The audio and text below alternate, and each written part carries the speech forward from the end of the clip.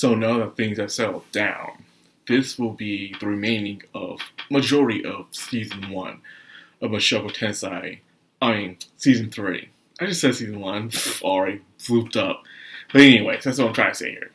The remaining of season 3, majority of it is going to be like this. Mostly slice of life style in character development stuff. So now that it's going to be happening, I wonder who's going to still stick around. And let's face it, the first 2 episodes of this season, everyone was like, oh my gosh, this is amazing, this is fantastic, and it was getting great reviews on Miami lists. And of course, it's been being reviewed on by people who don't have any lives whatsoever.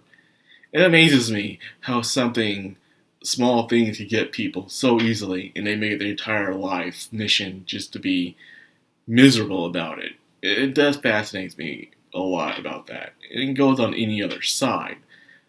But to me, I have been questioned about this, and to me, it's fiction. It's a story. I respect authors who can take a story in a world and put people in it that you're not going to like. Put a world where people are going to do stuff you're not going to like. That's the point of creating a world. Our own world is filled with people that you're not going to like. And sometimes they end up happy. Sometimes they end up miserable. That's just how life is in reality. You can't write a story where everyone is just black and white and two-dimensional and everything goes the way you want it to go and stuff. It's just stupid. It's bad writing. So I always respect writers who can make even the heroes be people you may not like. Even though they're doing their job to save the world or doing the good thing, there might be something that you don't like. That's why I'm saying, if Dragon Guard was made today, I wonder how many people who claim to be Yoko Taro fans would like Dragon Guard. Okay, because Dragon Guard, hell, even Dragon Guard 3 had questionable main characters about it. But that's the point. Your heroes aren't always the white and shining armored people you think that they are. Sometimes they are a little messed up. They're a little fucked up. But they're doing their job to save your ass, and that's the point. But whatever, I move on by that. It annoys me sometimes how people don't know how to grow up. And the internet, I think, has kept people from growing up, unfortunately. But anyways, enough about it. Let's talk about this episode. I'm so glad we have the season 1 formula where there's no opening. And I did enjoy the openings from season 2, but I've enjoyed this because it feels more unique. And what made Mushoku Tensei truly unique and stand out of almost every other anime, where instead of having an opening, the opening is the world itself.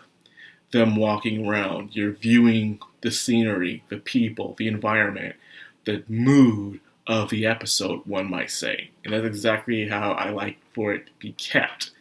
Just like that. You can have a nice little outro if you want to. I enjoy the outros. But keep the opening like this. The setting is the outro. The mood is the intro. See? Strike 2. But anyways, this pretty much going to be about Ria's everyday, normal, happy family life that he has had. And there has been a lot of counterparts where it comes to, well, mostly comparisons to season 1. Like I said, this is based off of Volume 13, and Volume 13 will have some similarities to Volume 1, the things that happened with it. Now that most of the main characters from Volume 1 are in here. You had Zenith, Lilia, you have Selphie, and Roxy, and Rudy. Paul is gone, but we got Aisha and Norm grown up, and we got some new characters as well. For instance, you see Roxy as she's on the ground, doubting herself, feeling a little insecure. She draws a circle on the grass like she did in episode 1. You have her and Rudy casting a storm spell in episode 2.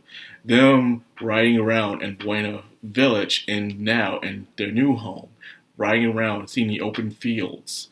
Rudy is feeling nostalgic of the past. Now he has more to gain as well as to lose in his new life. He has come a long way. Even seeing Zenith guarding with Aisha not calling her mom, but instead her ladyship, because that's what Lilia said. I wonder if this will come and bite them in the butt later on in the future. Oh gosh, the things I know. But anyways, it's showing Ruya's life as a comparison and a contrast of what's happening. He has lost some things, but in return, he has also gained some things as well, you know. And he even realized, hey, sure, he has his adventure money, but he is not really working, you know. He goes to the academy, but he's not being paid to go to the academy. He's just there because his title of who he is as an individual, as a very famous adventurer, and he has earned tons of money as an adventurer, but he doesn't really have a job. So that's why, if you're like, oh, that's why they call it the jobless reincarnation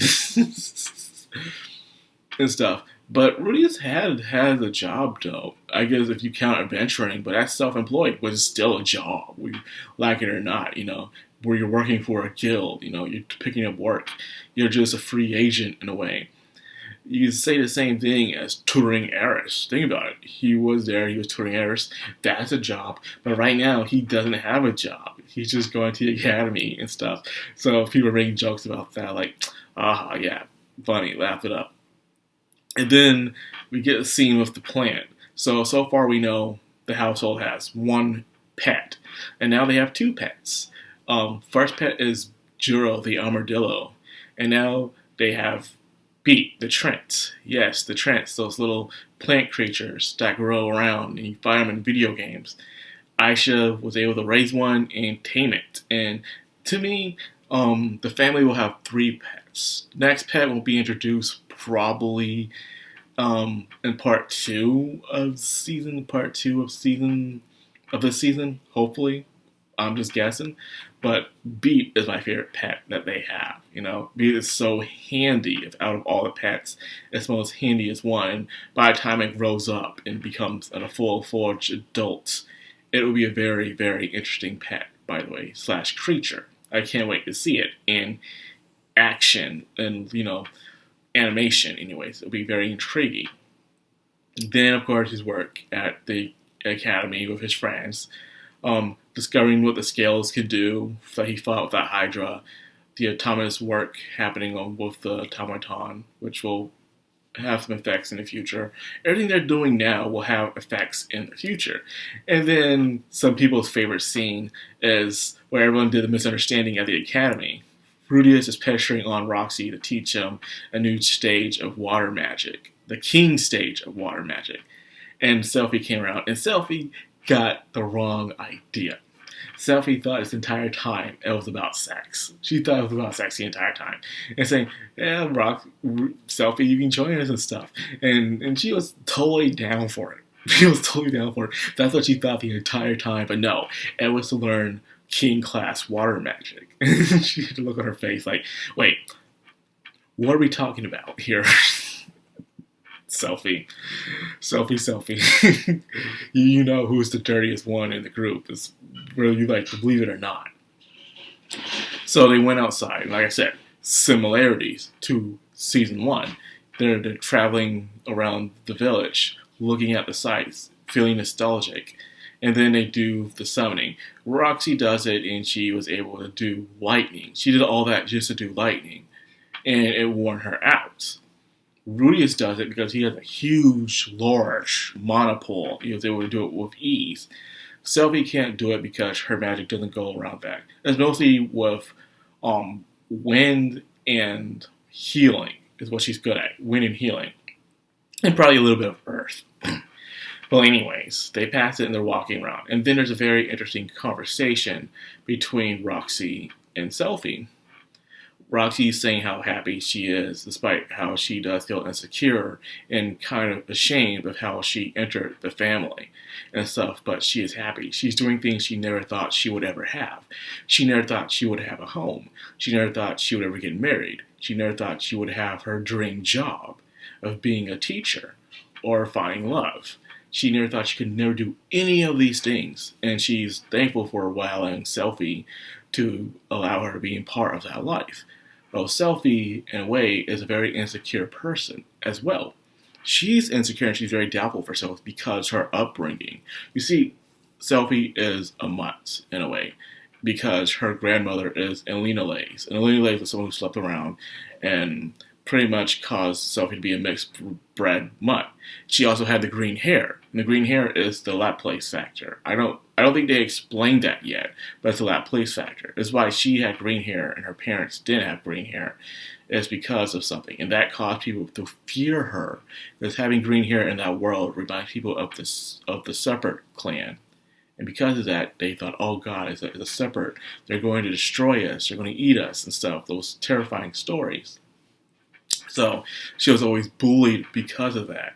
So only because of Rudeus being in her life, she was able to have that happiness.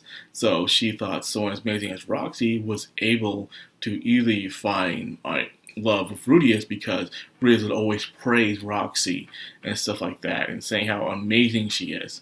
So it kind of, in a way, destroyed Sophie's self-esteem as well. So, but they met and they got along, and now they're able to be friends. They're able to be family. And then you see everyone at the table, both family and friends, eating, discussing, having chats. And he's looking around like, yes, this is the life. This is the life I've always dreamed of. Never thought I would ever have. That's exactly why Rudeus is like this, you know. He found his home. He has his family. He just now wants to have a job, a fulfilling purpose now. That's what he wants is left. But what will be that purpose? We'll have to wait and see. I won't spoil anything, I promise, despite how much I know. I won't spoil it. But anyways, that's all I got for this episode. I hope you guys enjoyed it. If you did, like, comment, subscribe, and of course, hit that bell icon. This has been Madcrownxox on Anime, signing out.